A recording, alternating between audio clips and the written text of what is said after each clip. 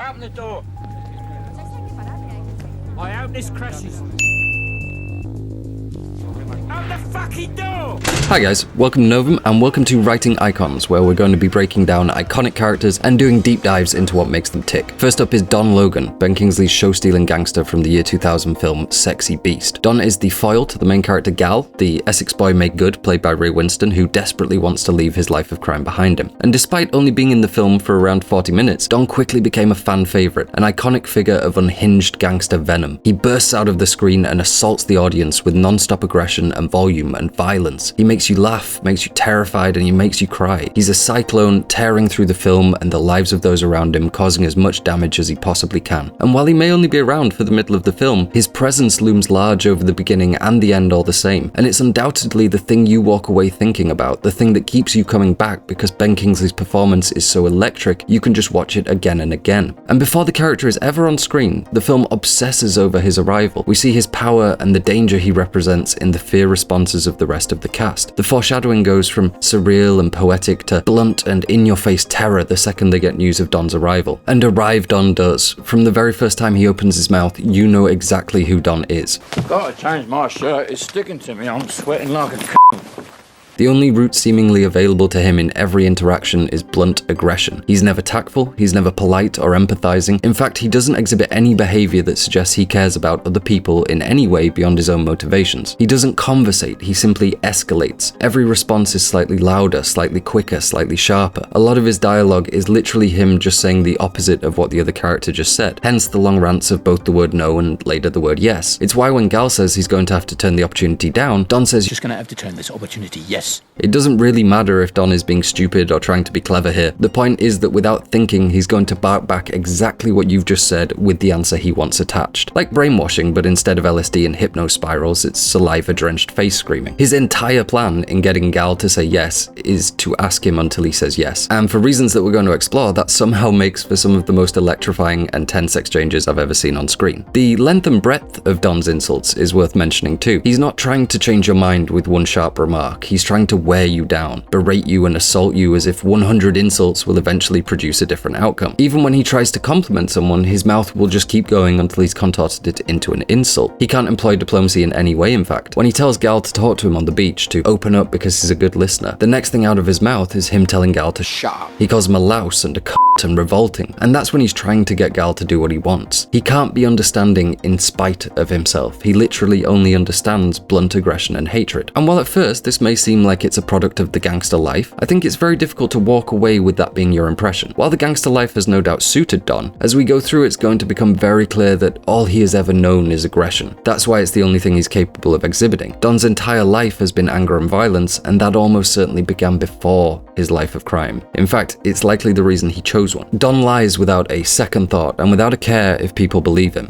Listen, Gal, I've missed my plane, I'm staying the night, is that alright with you? This is partly because he uses fear so effectively, he doesn't need to try to be good at lying, but I think the deeper answer is because he doesn't understand or deal with social cues very well, and so he doesn't understand the need to employ them. He just carries on barking things out, not caring if what he says is ridiculous or contradictory to other things he's just said. It's made clear to us that Don's derangement goes beyond behavioral problems and into quite deep mental illness with his two-party conversations with himself in the mirror. Like everything else, we only see a glimpse of it, but it's another symptom, another indicator of Don's dysfunctional mental state. And while we may not know the specifics of it, this does seem to be in line with Don being a victim of abuse. I think what's really crucial about this scene though is that we see that Don talks to himself in the exact same way that he talks to other people, just high-speed insults and criticism, and it really proves that this is the only way that Don knows how to communicate, that he doesn't afford himself any kindness or sympathy just like he doesn't other people. And his particular demonstrations of violence are another indicator of severe mental illness. He seems to lose control, act extremely violently for a brief moment, and then go right back to acting as if nothing happened. Which is probably, in part, out of his desire to keep Gal on side and alive enough to do the job, but it also demonstrates his irrational mood swings and complete lack of control over his emotional state.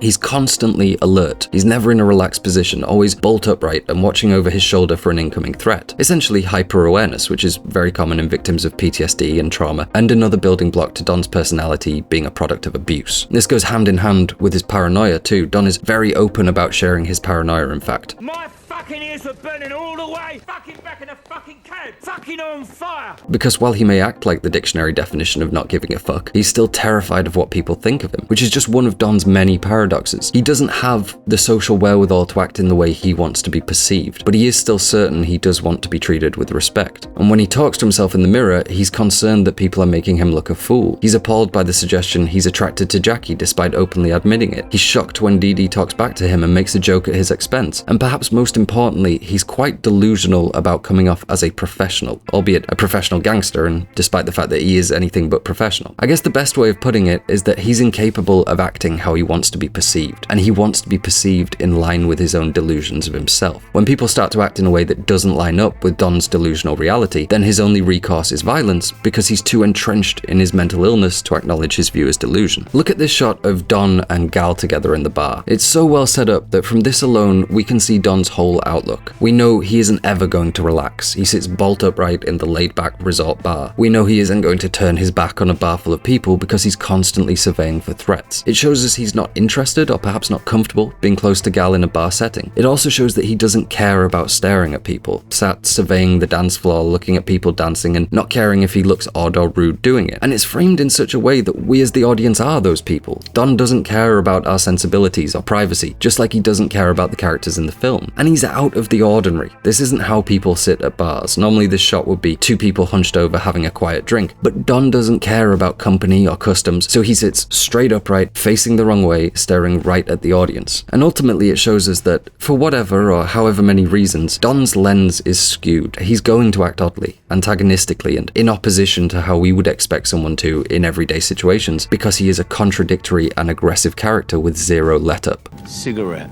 What? This?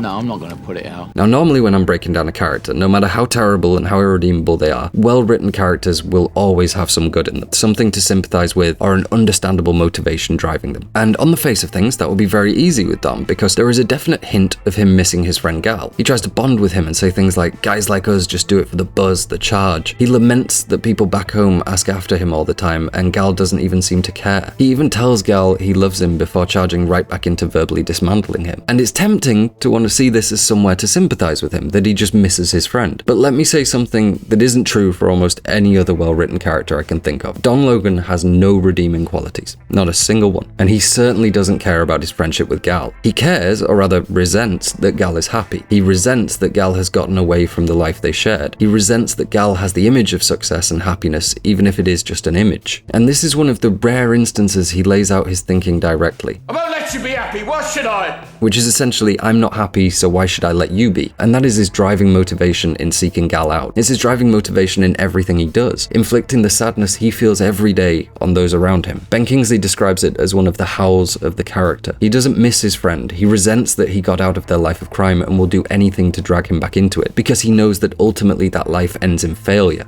in either death or prison. He knows he can't avoid it, and he knows he doesn't want to be alone in his failure. And it's not just Gal. From the moment he lands, he's itching to tell H that he's had sex with Jackie. He sees a nice, well-maintained bathroom, and so he purposefully urinates on the floor because happiness, beauty, shouldn't be allowed to exist when he can never have them. He wants to destroy happiness wherever he finds it. He wants to drag everyone down around him to his level because he knows he can't be happy. He can't escape himself, and he can't escape his aggression. And while it's never spoken aloud, the performance from Ben Kingsley and the strength of writing do a very good job of conveying the character's secret, that he was likely the victim of childhood abuse. And this abuse was almost certainly physical and verbal at a minimum. That's why he can only escalate, not conversate. It's why he can only solve problems and deal with conflict through head-on aggression, because of abuse and because we learn through experience. Now, earlier I said that even evil characters should have a route to sympathy, and then right after I said Don didn't have one. Being the victim of childhood abuse is a very good reason for sympathy, but it's purposefully never mentioned in the film. You only see the symptoms of it, the fallout from it, and the continuation of that cycle from abusee to abuser in Don. The film only shows you the man that exists now. It hides from you any prior motivation because the why of Don doesn't matter anymore. He is the man he always will be, and all that is important now is the violence and abuse he perpetuates towards those around him. And the film also doesn't tell you because Don wouldn't tell you. He'd tell you to fuck off and call you a cunt, which is exactly what the film does. It closes itself off to a very fixed window and lets you fill in the blanks. But the writing and the performance do give us very subtle subtle clues, and while abuse was almost certainly ubiquitous to Don's life and upbringing, we can probably go one step further and say there was a sexual element to it as well. This becomes evident quickly from Don's apparent weirdness when it comes to sexuality. He seems to alternate between childlike immaturity and juvenile attraction, and outright disgust at sexual behavior. He tries to find out if Jackie likes him, like some 8-year-old on the playground. The only time he ever seems to display a measure of tact or second thought is when he is hinting about Jackie, like he's asking his friend to see if she likes him. There's this childlike quality to it, even if his next comment is big tits. It's clear he is sexual, but his approach to it is entirely juvenile. What's Jackie gonna think to that? Not that I care, I'm not into her anymore, that's your fault, fucking me about. When other people bring up the potential for Don's attraction to her, he completely flips out. In fact, the mere suggestion of something he's already admitted to is enough to make him flip entirely from demanding Gal do the job to accepting that he won't and demanding to be taken back to the airport. Now, he has no intention of actually accepting that, and his mood will flip back to violence almost immediately, but he's so out of control emotionally with this weird attitude towards sex that he toddlers out at the mere suggestion of romantic intent and asks to be taken home. He uses words like dirty, mucky, and filthy, like a Catholic schoolboy having his first impure thoughts. He doesn't know what to do with the suggestion. He denies it, again in this kind of childlike manner, albeit with Don's trademark lunacy this time. His sexuality seems to be frozen in a childlike state, but now paired with an extremely violent adult physicality. Anything remotely sexual, he tries to dwell on the dirtiness of it, the vulgarity and ugliness of it, like when he's reminding Gal of Dee Dee's career in pornography. He seems at once obsessed and ashamed, and just like with all the other poison in his life, he wants to inflict this on everyone around him too. He wants them to feel ashamed and dirty and hollow like he does. Even when he's laying dying, he wants to remind Gal that the love of his life. Fuck, Sandra! Now, whether or not she did is irrelevant. It's almost certainly Don putting a nastier edge on it, but what is important is his response to someone else's loving sexual relationship. He can only see hatred and dirtiness in it, and he'll do whatever he can to make them see it that way too. And there's also his zealous and quite frequent homophobia. Here come the gay brigade, look. Paired with his seemingly repeated interest in the area. They wanted me for a twos-up or something. I don't know how they work it. There's twinges of it maybe being more of an interest, or at the very least a confusion. Firstly, how, without prompting, he brings up to Gal that Jackie tried to put a finger up his bum and asks what he makes of it. What do you make of that, Gal? What do you make of a woman who want to do that? He's displaying disgust, shock at least, but in classic Don style, he goes right from that to completely contradicting himself and admitting that he quite liked Jackie. Again, reverting to a more immature playground-like language. And that flip from being disgusted about things going up his bum to the more juvenile admittal of affection towards Jackie, I think is another big clue that a lot of Don's anger and confusion stems from early sexual abuse. His decision to make up the story in customs about being sexually assaulted is even more telling. Just the fact that he's using a story of sexual abuse to escape trouble suggests it's something he's maybe had experience with. He starts with admitting that he's never been sexually assaulted until today. Have you ever been sexually assaulted? No, neither have I. Until today, on that plane. Just on its own is evidence of how Don's entire conversational style is built around contradicting himself, and it's employed purposefully here to make you ask the question as to whether or not he had been. It's also made very clear that Don is a frequent liar, and he often brings up subjects he's uncomfortable about to gauge people's reactions. Put simply, Don saying he hasn't been sexually assaulted, entirely out of the blue and unprompted, should be all the audience needs by this point to know that Don was definitely sexually assaulted. And yeah, he's maybe putting on a front here and trying to be humorous, but we still have this revert to juvenile or childlike language with his decision to use front bottom as slang for his genitalia. Don may think he's acting, but he's lacking the self-awareness to see that he's actually letting the mask slip a great deal. While all that is going on, just because Ben Kingsley's performance is so damn good, it's not actually clear if this is him jokingly taking the piss, so he has to stay in the country, or if he actually thinks this is going to work in getting him off the hook. It's not even clear if it does work or not. The film isn't interested in showing you. But if you watch very carefully, I think it begins more as a joke, and by the end it seems as though Don is almost trying to sell them on it. And I think the truth is that while Don may have started out here taking the piss out of them, by the end his mask had slipped and he's veering into the real, into finding it troubling and being reminded of what happened to him. And that's why he's so hard to read in all his behavior, because he's not really present. He's inside himself behind the 1,000-yard stare, and we're seeing the current projection of his insanity manifested. And while we'll purposefully never know for certain what happened to Don, I think the clues are all there, and indeed there's a lot of wasted movie talking about it if they aren't. And from all those clues, it becomes pretty clear that Don was the subject of sexual, probably homosexual just from the nature of it, abuse as a child or young man, and that is the driving force, the locomotion behind all of his anger and violence and outright derangement. It all stems from there. He's this walking manifestation of retribution, not towards any one person or particular concept, but towards everyone, towards everything and the whole world that let him fall through the cracks, that showed him nothing but violence and aggression and cruelty, and all of that is what he now reflects back into the world.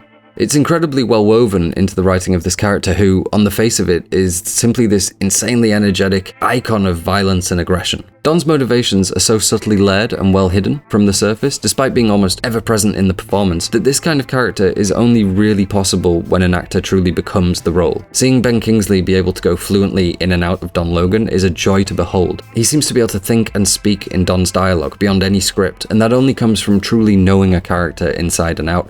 And above all else, I think that realization through Kingsley's performance is not only what makes Don human, but it's what elevates him to icon status as this crucible of rage. That's everything for this video, guys. I'm thinking of making this a whole series, just looking at iconic characters, so please give it a like if you enjoyed it, and leave me a comment letting me know what characters you'd like to see get a similar treatment. I definitely want to do one on Tony Soprano, so I'll probably just throw that up and then see if it's worth carrying on from there. There's links in the description for issue 1 of my comic book Chaos Magnum, if you're yet to see it, and for my Patreon if you feel like supporting me. That's everything for this video. Thanks so much for watching, guys. Peace.